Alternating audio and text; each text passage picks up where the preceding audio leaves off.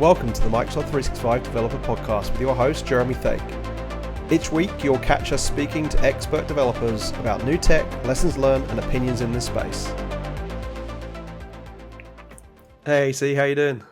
Doing good, man. How are you doing? You all rested up from from Ignite in Chicago last week? I was doing it last week. Welcome to Build. I'm like, wait, we're at Ignite, Chicago. It's not Seattle.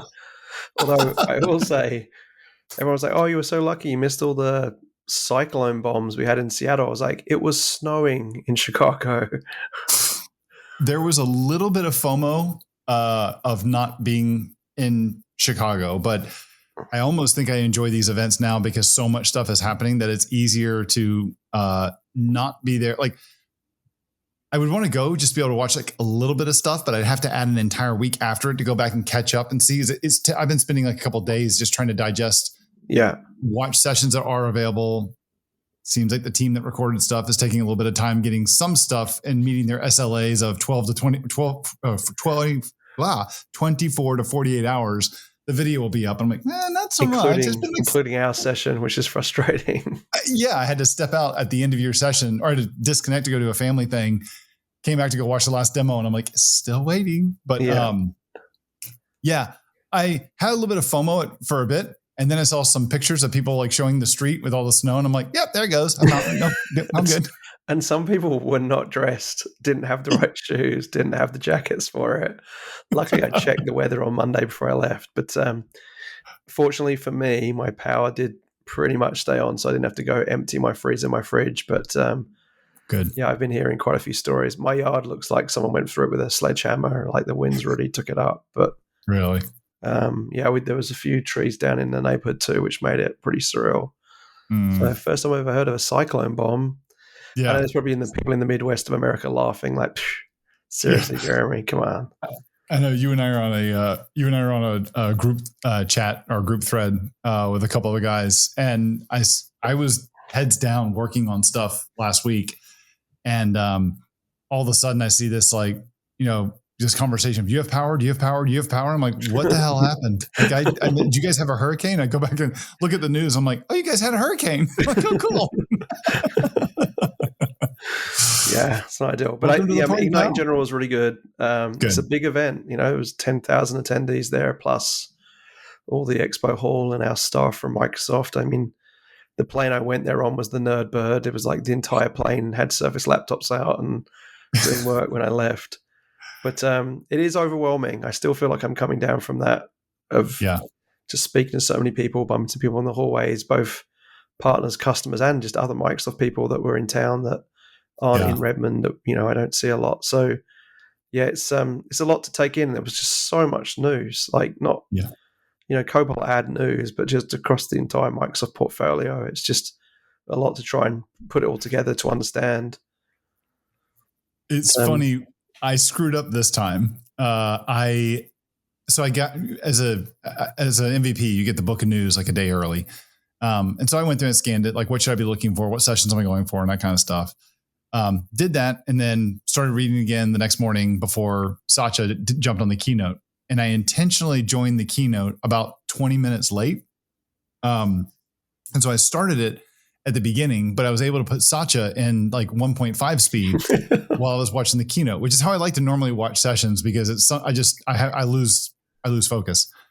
And at some point I was texting with someone. And I'm like, Jesus, this stuff is flying. Like how in the world he's going way too faster in this session? Like, you think so? I'm like, yeah, way too fast. Like about 30 minutes later, I'm like, hey, my bad. I just caught up to real time. He wasn't really going that fast. Yeah, I mean, the feedback I gave to some people was the keynote's just too long. It's just too much to expect people to sit through that amount of time and all the news. It needs to be broken up. It's kind of death by 1,000 slides of announcing without as many demos I'd like to see in a keynote if you compare it to other big tech companies. But I get the need. It must be tough to cut things, and they want to just announce absolutely everything. Yeah. But it's pretty brutal to sit there through that and see it all, especially when you know that the breakouts are going to cover it all in the next double click down anyway. Yeah. Yeah. But it was good. It's nice to be working on. I mean, Graph always showed up in keynotes. Being a PM on Graph, but being on Microsoft 365 Copilot and seeing how much coverage it's getting on the main stage is it's rewarding to be part of the group that, has some skin in the game on that, and that Such is excited about making sure it gets covered in his level of keynote, and that Rajesh covers it a lot as the EVP of our division. Yeah. It was good. I mean, I enjoyed. I'm still catching up. I'm still consuming stuff. I was reading the book of news in preparation for our recording today. I mean, we're recording this on Monday following Ignite, so it hasn't even been that long, and it's still like I'm still like uncovering stuff. There's whole areas I didn't think I'd be paying attention to, and now I see it's like, oh my god, I got to dig into this. Is this a brand new thing or is this a renamed thing? Like the whole AI Foundry thing completely threw a curveball at me. Like, oh my God, what happened to AI Studio? In a similar way to how we changed Agent's name in September, and we didn't bring everyone along by going, we used to call these things Copilots and now they're agents. Yeah. It just seems really odd that we didn't do that with Azure AI Studio now being Azure AI Foundry. And the amount of times I mentioned that and everyone was like, oh, now I get it. Yeah. It's frustrating. You'd think after all the renames we do at Microsoft for the last 10 years that foot penny would have dropped a little bit, that we've got to do that right and bring people along for the ride. I think I heard Satya say that one time during the keynote when he first started to go into it. And I was like, I remember I made a note of that and I was like, okay, cool. I'm glad I picked up on it because everywhere else I didn't really see that. Even like in the book of news, it wasn't as much as obvious. The book of news was good this time. I thought that it was missing some stuff. I thought it was missing a little bit more context. And I don't mean like it's supposed to go through and do like a breakout session, but I found that there were some of the articles and the links that you guys like the build version of book of news had a lot more citations of not just the presser, just the press release that went out, but then also like the documentation or the feature mention of it. Ignite doesn't do that. Yeah. And then it was like, here are the breakout sessions you want to look at with that. So I found it a lot easier to kind of research stuff back at Build. This time I had a lot harder time finding references to stuff. And I've just been like, even right as we were doing our pre-show, you even shared a link. I was like, that's right. I remember seeing this, but I can't remember where I saw it. So I'm glad that I have this now back in my docs. And actually, what unfortunate thing is our community as a whole seems to have moved off of, I'll call it Twitter, but X, and seems to have moved to LinkedIn. But LinkedIn is really hard to consume things with a lack of hashtag support. And, Threads is still not really big. There's obviously other ones as well. And so at the event, it did make it hard to keep up just socially with what was going on and seeing people's opinions. I don't think LinkedIn is meant to be something where you message on it 20 times a day. And so I think we've lost that a little bit with public broadcasting of opinions like that in previous years at Ignite and Build, I've learned about things from other people sharing. I mean, I didn't know about that particular blog post, or wow, I'd missed that news, or that's an interesting way to look at the announcement we just made around declarative agents or something. I did. It's funny you say that because I was one of the ones that left Twitter and just recently though, and jumped onto Blue Sky. I was on Threads, I was on Blue Sky, and I'm just like, I'll put my foot in both of them, just kind of see which one works. I did find, like, and this is not trying to get into a whole like social media discussion on it, but I did find following the heartbeat of what people were talking about on Blue Sky to be better than I expected. I found it easier than it was on Threads. Part because I know that Blue Sky has had an influx of a bunch of people, and it seems like people that are in our business, in our world, a lot of those are a lot of people that have flocked over to it. I keep using the word flock. I'm not trying to make the whole bird joke. So I don't know. It gave me some hope. It does feel like old school Twitter-ish. So I don't know. I agree with you though. That is a little bit hard to kind of get a heartbeat on what's going on, to kind of feel like you're there without being there. We'll put the blog post that we found. Some of them are on the tech community, some are on the M365 Copilot blog. They're all kind of scattered around, so they make you it's like a scavenger hunt to find these things. But like from our side with the developer audience news, we had one pro developer session at Ignite. There was about 8 Copilot Studio maker information worker sessions. And so, we tried to do the impossible and fit everything into a 45-minute session with 4 speakers. I mean, the feedback we got at the end was like, this was really good. I did feel some of it was a little bit fast.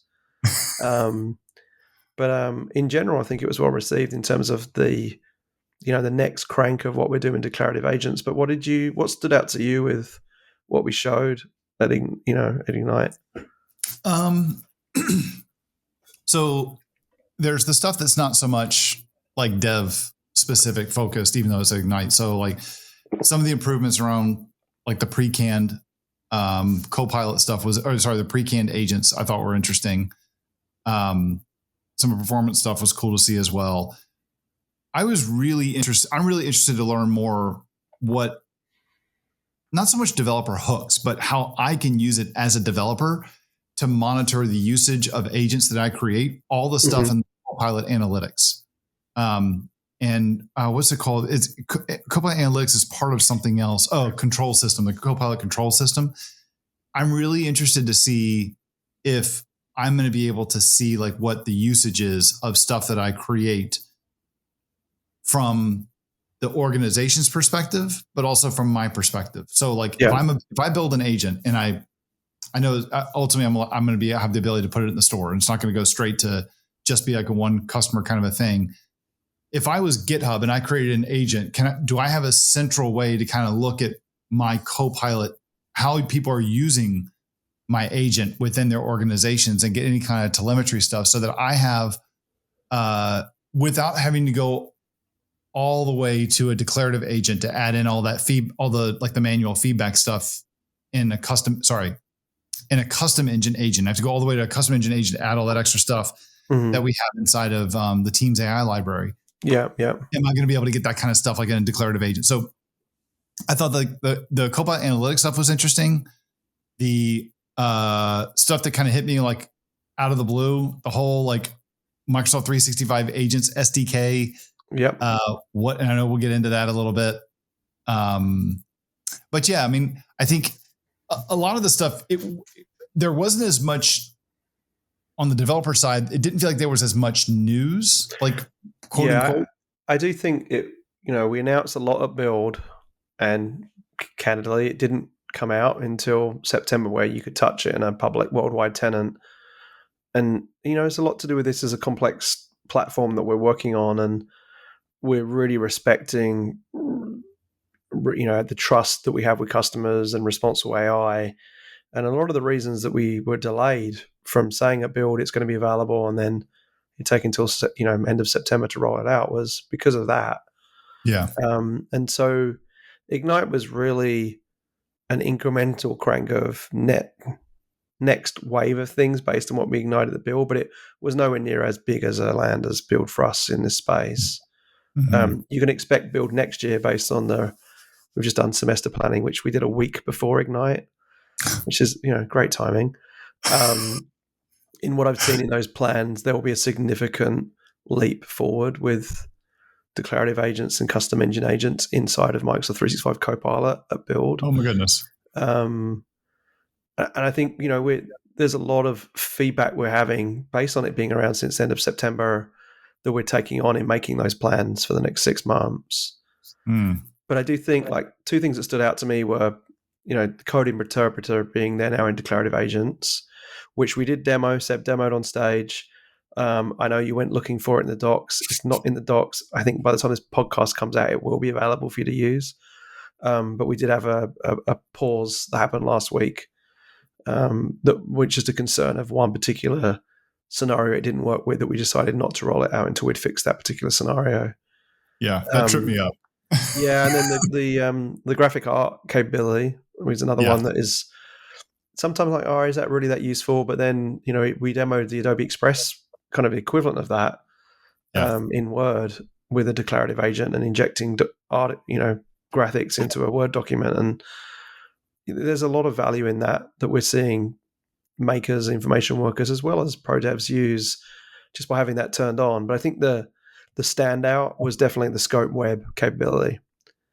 This notion of up to 4 websites that essentially Bing will search for you, that then essentially a ragged knowledge that the declarative agent can ask on. And, the demo Seb did was a GitHub agent that used the GitHub help documents, and he asked a question around how do I do something in GitHub, and the agent answered it. So it didn't go out to the web. It specifically went just to the GitHub public help documents. And so I can see that being tremendously useful in building agents in that way, which is kind of neat. I guess I missed that during your session. I saw it. No, I didn't. I saw it, but I didn't get the detail that it was limited to just 4 sites that I could go look at. It makes sense. I was trying to find if there was a restriction on that. That was really cool. The biggest one that I think, we showed at Build, but people didn't quite catch was actions. And I don't mean what was announced by Satya and Rajesh about Copilot actions, which is how you can essentially schedule prompts within M365 Copilot as a broader concept. But I mean, actions as in I have an open API document there's in an API plugin manifest that gets called by a declarative agent. But there was a lot of people that didn't realize that a declarative agent had the ability to do that. Yeah. And so that was interesting. The demo again he showed was reassigning a GitHub issue to me from him using a GitHub API. And people are like, wow, we can do that. I'm like, yeah, it's really straightforward to do that with Kyoto and Teams Toolkit and plugging away at an API, and not just gets and summarization, but also kind of put some patches too. And so, yeah, you're always learning. I guess I've been doing this stuff for a bit now, and you forget sometimes it's the first time someone's hitting this stuff, and we can definitely get crisper on messaging for sure. It's interesting you say that. So I did a workshop at a conference the week before Ignite. Yeah, I think that's right. Yeah, in Dallas, the TechCon 365 conference. So I did a full day workshop on extending Copilot. It was primarily just about declarative agents, and I did custom engine at the very end. And then I did a session that was supposed to be just about plugins, but that's when the session was accepted. I was just going to do plugins. I'm like, well, I can't show you a plugin without doing a declarative agent. So now that things have changed since I submitted the session, so we did a little bit of that stuff as well, but focused on the plugin story. And on both of those sessions, everyone was very surprised or was very impressed that we could have it do some work that we wanted it to do. So I found that to be very interesting. I'm with you though. I like to sit in. I had a very deliberate goal, and I'm going to do the same thing. I'm going to the European SharePoint conference. So by the time this episode comes out, I think that you said that, the show would either be going on or it's going to be right around that time. I've got a bunch of sessions that I've just flagged to go sit in, not so much to try and learn something, but it's more for me to see what questions people are asking and what their confusions are, because there's stuff that I'm getting that I'm finding other people aren't getting, or vice versa. And it's always nice to hear how somebody else explains something. So yeah. No, I love that. And, even internally, people describe things differently, which can be good and bad that we're not all on the same talk track. But, I pick up things from others and I'm like, oh, that's a good way of explaining that. And I think you gave me feedback that the way that we talked about Mike's 365 Copilot and BizChat in the last episode we did confused people. So apologies for that. I had 3 questions I was going to come to you with today. Actually, I had a couple more that we decided we weren't going to go over. But one of them was that, and I still have, and I asked 2 or 3 other people from Microsoft about this since we did our discussion. I thought it was clear in my head. I had 2 or 3 people reach out to me over email. And they weren't so much calling us out. It was more or less, they were like, I don't get it, or I'm a little confused on how you guys describe it. And I walked away from our conversation like, oh, I totally get it. And then they asked the question and I'm like, wait a minute. I think, now I'm confused. So if I can get you to either we're going to restate this or just to clear it up, it's the difference between what is Microsoft 365 Copilot and what is what is BizChat. Now, my understanding was BizChat is the Copilot experience that we have inside of Teams, inside of the Work tab on office.com/chat, or what's living inside of any of the Office apps like Word, Excel, PowerPoint, Outlook, whatever. Yeah. And Microsoft 365 Copilot is more or less, that is the infrastructure, or that is the entire platform that supports BizChat. Is that incorrect? Yeah, I think it's the other way around. Like the BizChat is definitely what you described it as. And actually, I think what Microsoft people will find is it's easier just to say BizChat than it is Microsoft 365 Copilot. And you'll hear them like me say M365 Copilot to save a syllable. But M365 Copilot is really the product suite all up. And so, like the way you described the work tab in office.com, M365 Copilot is inclusive of that, but it's also inclusive of the web tab in that situation as well.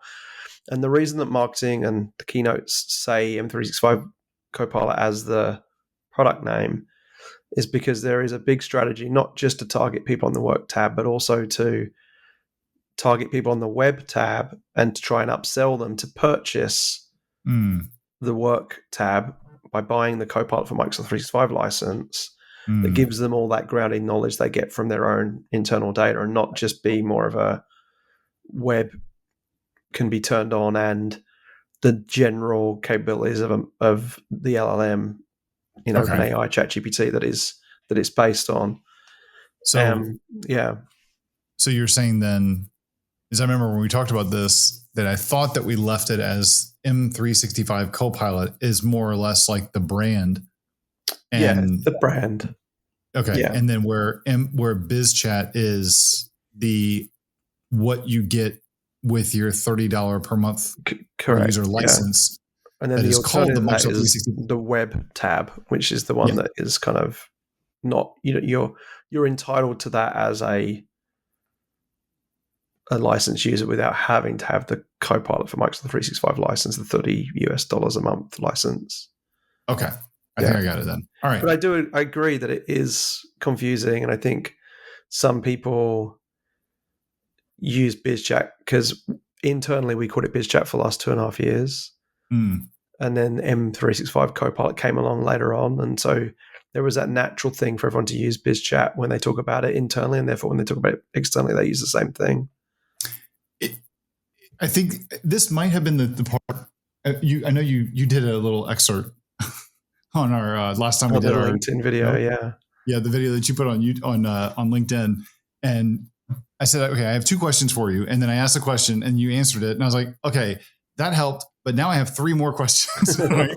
And a lot of it feels like that as we're going through this. So, another one of the questions I had for you about this was around this Microsoft 365 Agent SDK. Yeah, Agents SDK. There's an S in there. Agents SDK. Okay, Agents SDK. And I don't know if this kind of dovetails into the other question I had for you, or just the conversation I wanted to have with you about the I don't know if I want to say it's a life cycle or if it's just like the evolution or whatever of building an agent in Copilot Studio, building a declarative agent, building a custom engine agent. So which one of those questions do you think we should go with first? I think the notion of like declarative agent versus custom engine is probably the right one to ask first. Okay. Yeah. So here's my perception. And I asked a few people this question when I was at the Dallas conference 2 weeks ago.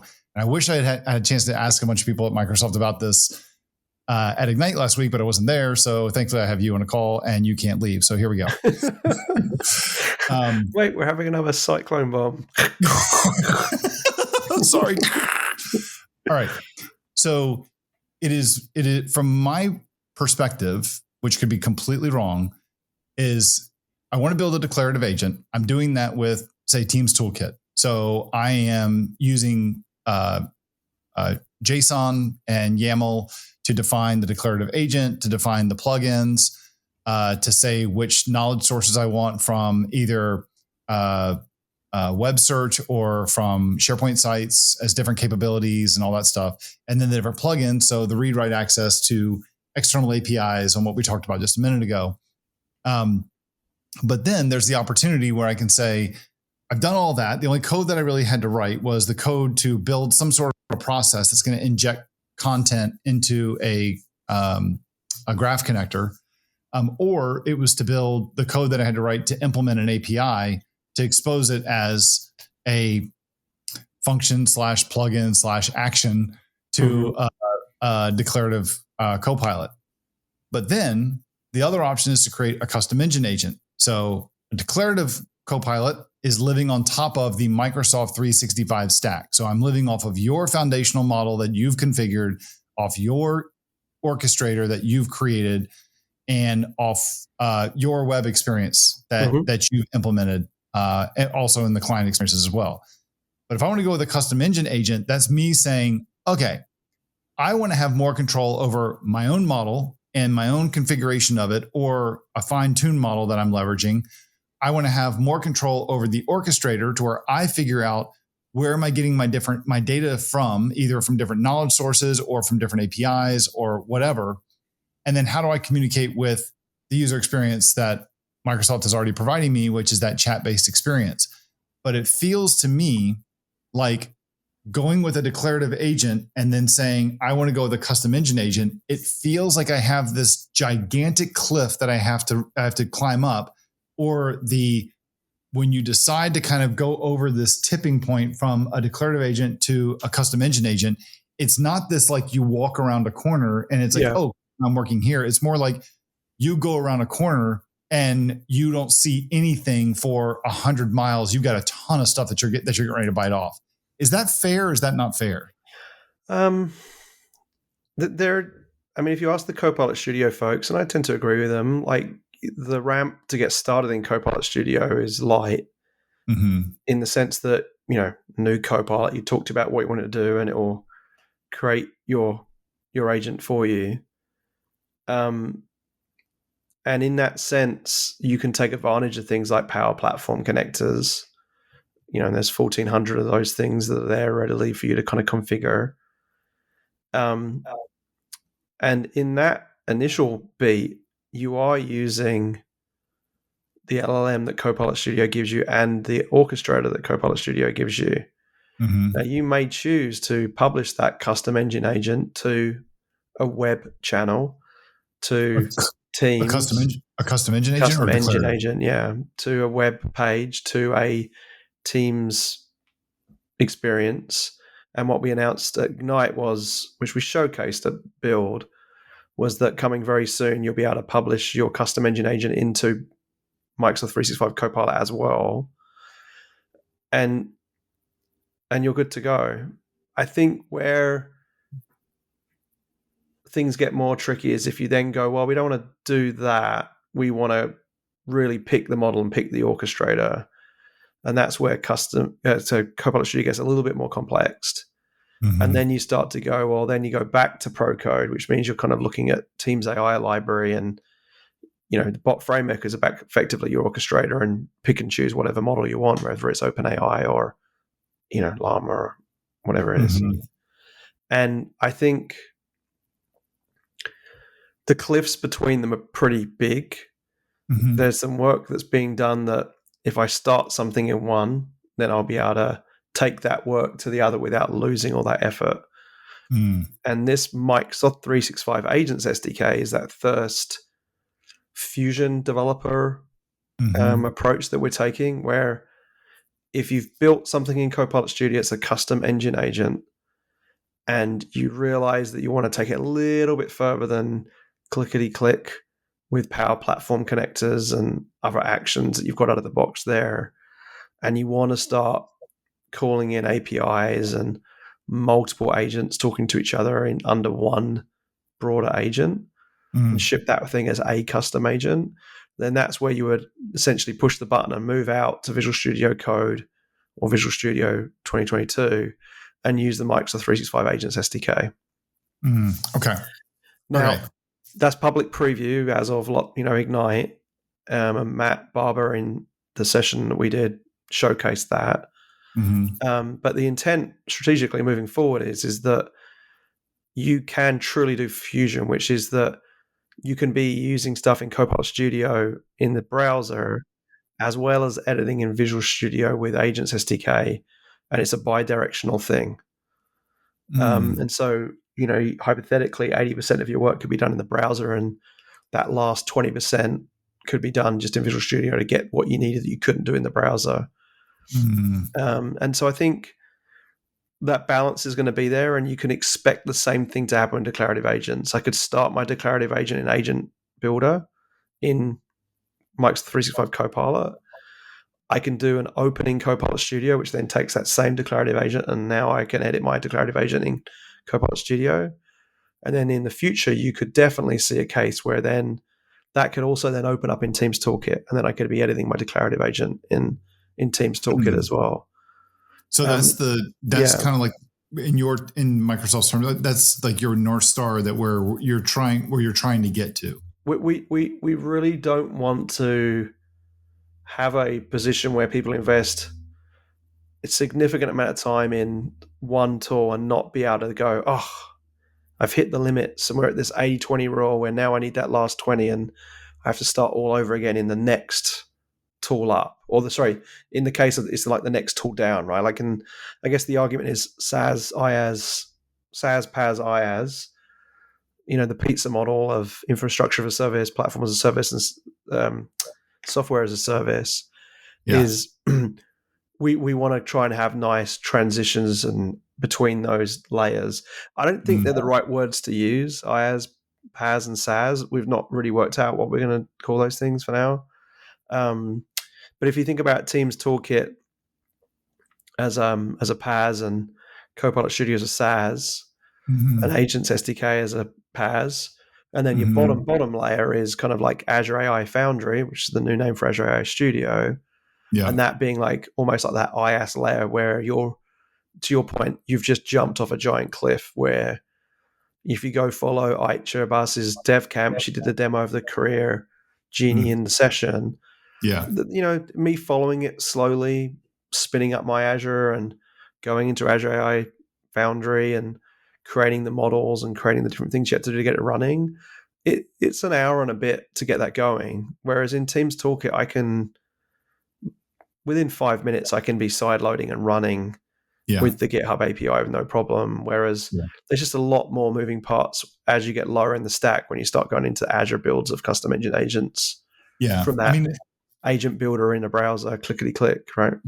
So I guess for a lot of our audience, then I'm going to wait till you finish taking that drink so I don't say this and get you be like short out your microphone.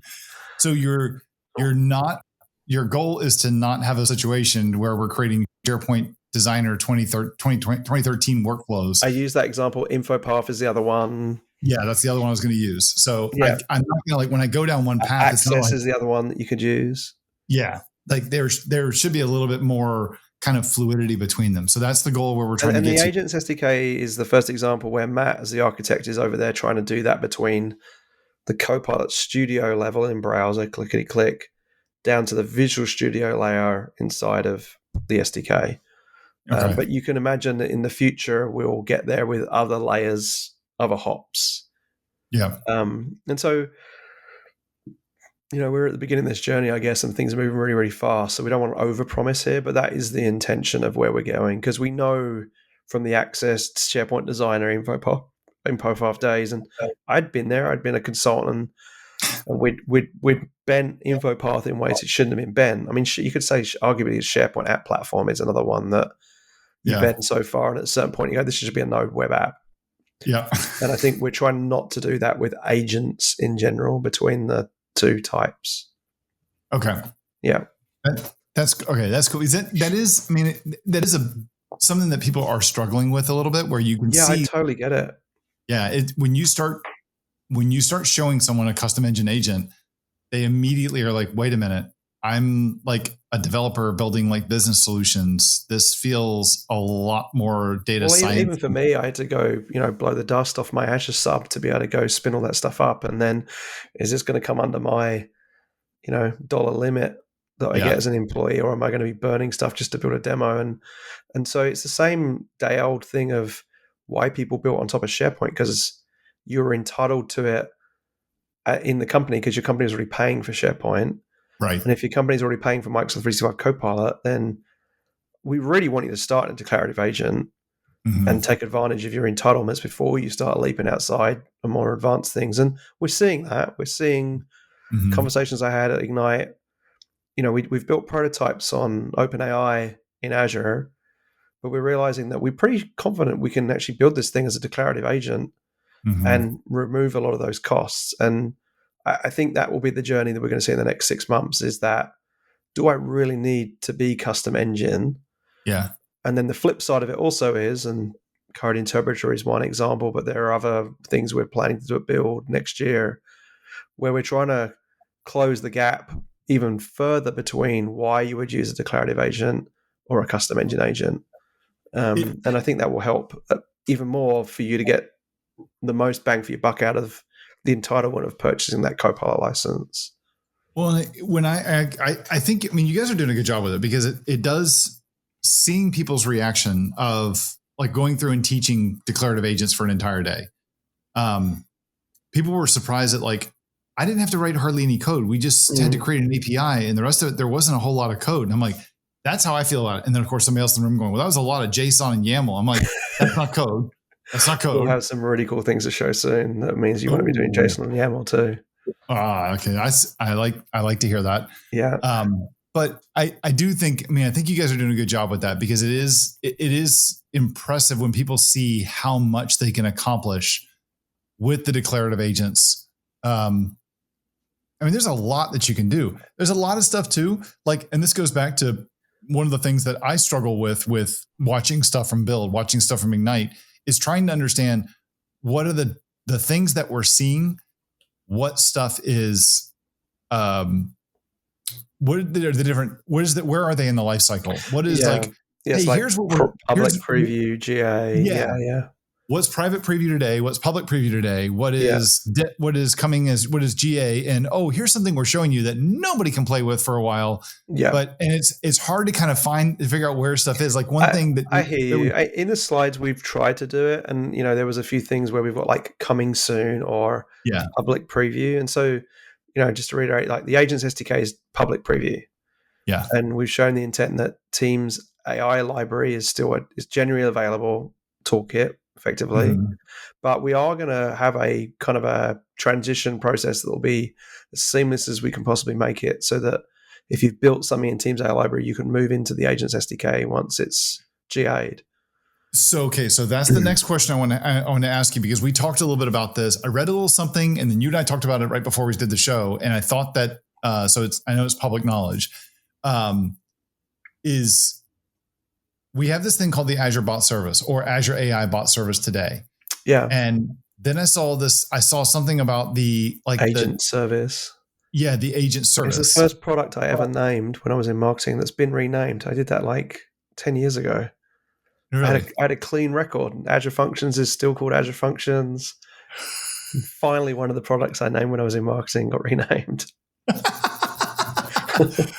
You named Azure Functions Azure Functions? Yeah, we GA'd Azure Functions back in 2013, I think. I didn't realize you named that. Yeah. Man, I didn't realize that. So I'm friends with the guy at Microsoft who named Azure Functions. I'm friends with the guy who's no longer at Microsoft, who is the one that renamed SharePoint apps to SharePoint add-ins. There we go. Thanks, CJ. I probably shouldn't say the other ones that I know too. So anyway, so so that, my understanding is that I know we've had the bot framework and the bot framework SDK for a while. It's on version 4 right now. Yeah. This agent's service and SDK, this is the next evolution of everything we know about bots. With so Matt internally, bots are being renamed agents. Is that? We kind of casually have said this is bot framework v5, agents SDK. There's a little bit more influence in the fact that the team that are building it is the Copilot Studio team. And so a lot of the work that's being done in what's in the SDK is based on taking an agent you've built in Copilot Studio, making it run using this SDK. Okay. So the bot framework went to this team when it got moved around. The agent service, the Azure Bot Service, formerly known, effectively uses that same bot framework and will use this SDK as well. And so, again, if you think about the IaaS, PaaS, SaaS stuff, you can think of anything in Azure as IaaS. They're just infrastructure things you turn on. And an Azure person would call that all PaaS, I guess. So we're missing like this median layer.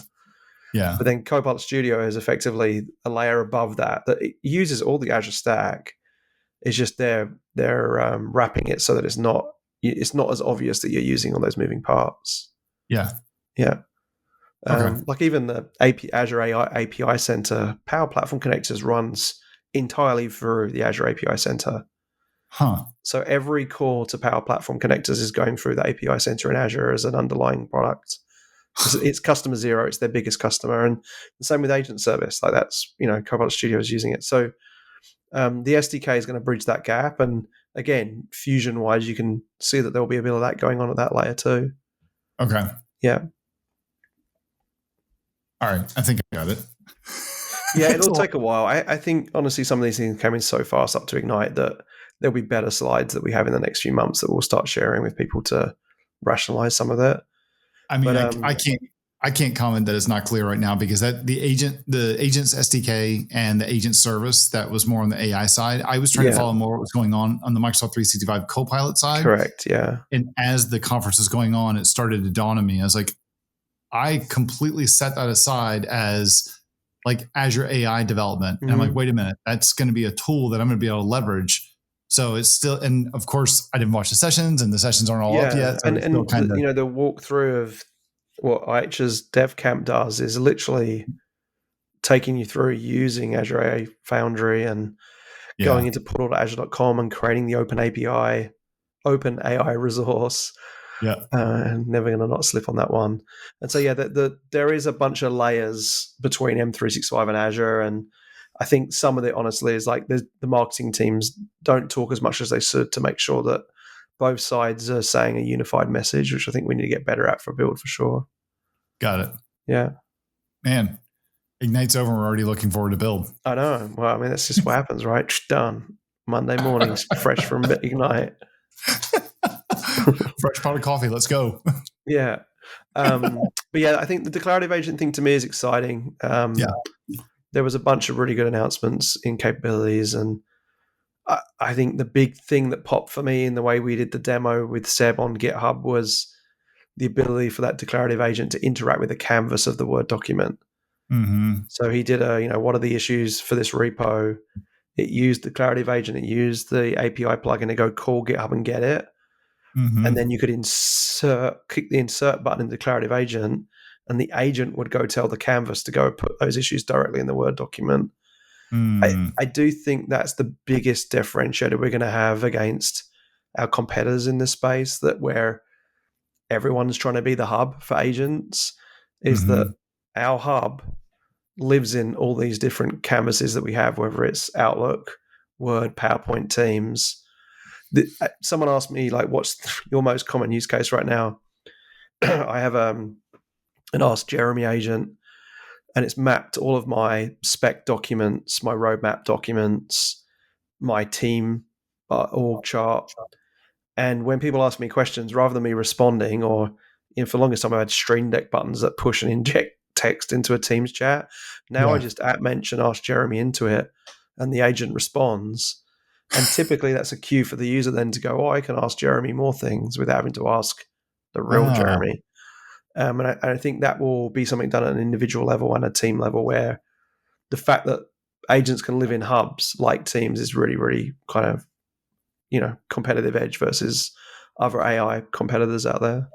That's what I'm hoping to be able to do, is to have the day when, like, watching Seb's demo.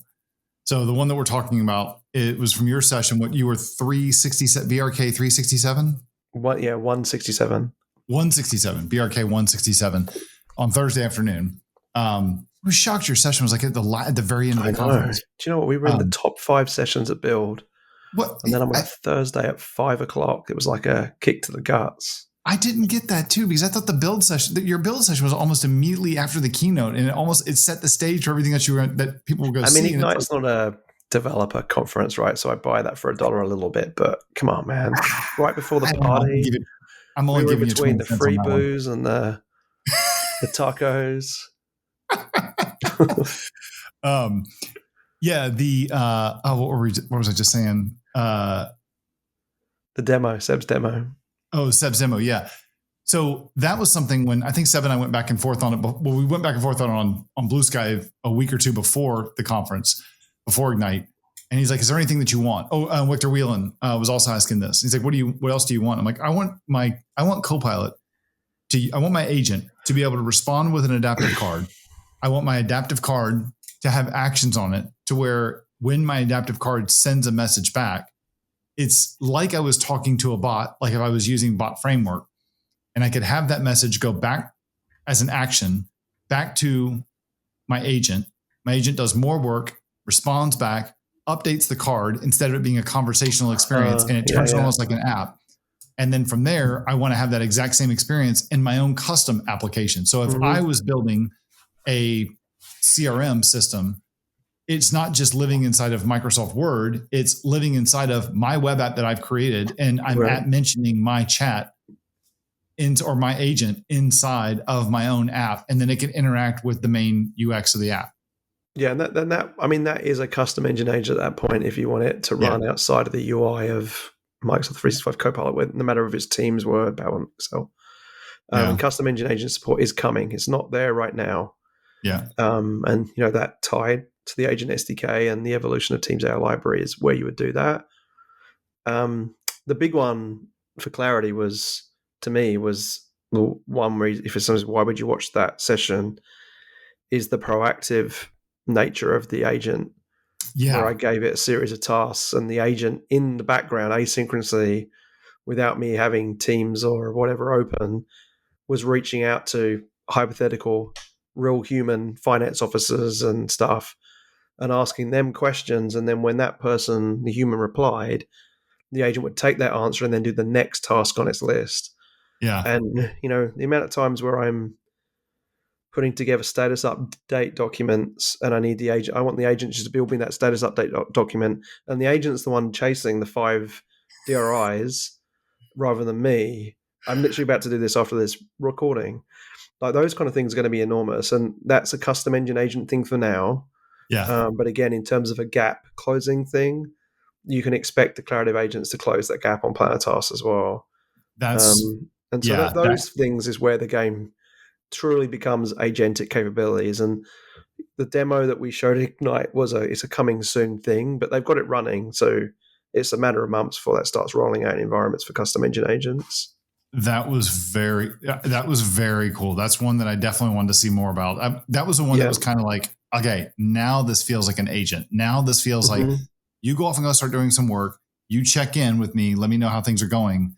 That was wicked cool. I did not realize that was not available today. So I was going back and looking to try and find on docs. The slide, we did say coming soon. I didn't see that. It was quick. We had a lot to get through in 45 minutes, so the slide may not be up there for long, but it's exciting stuff. And it can go off and do like web research and take 20 minutes and then come back with an answer and then go ask someone else and come back. And so it's really neat. It's very, very clever.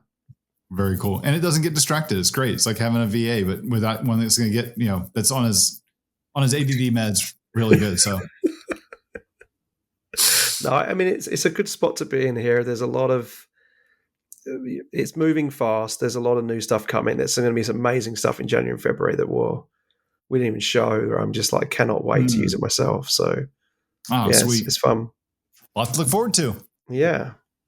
Well, I appreciate your questions, man. And, for those listening, if you haven't listened to the breakout, hopefully by next Monday when this show comes out, the recording's available. Unless I said something really bad that meant they can't release the video, but I don't think I did. I think I was pretty PC and work safe. Yeah. I think there was some slight comment about me saying pro code developers are better than low code developers, but it's just the truth.